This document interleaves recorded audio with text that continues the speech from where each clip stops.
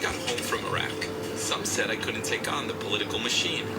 They said I couldn't defeat an incumbent mayor, or pass the toughest ethics laws in state history, or take on Bob Menendez, or Donald Trump. And they said I couldn't pass some of the most progressive laws in the country. But since when did anyone in New Jersey let someone else tell them what they can or can't do? I'm Steve Fulop, and I'll be a governor on nobody's side but yours. A presidential order targets immigration attorneys. Ample Sunday morning at 11:30. Right now, it's New York's #1 news with Joe Torres and Tanya Rivero. Sam Ryan with sports and meteorologist Jeff Smith with the exclusive AccuWeather forecast. Now, Eyewitness News at 6.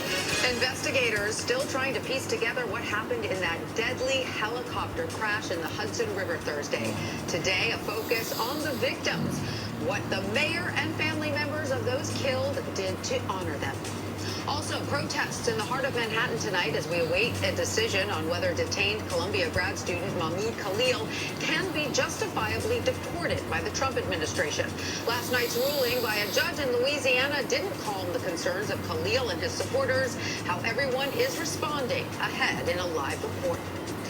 And we just got to talk about this weather, unfortunately. Jeff Smith is tracking these cold, wet conditions and when we might see some sun again.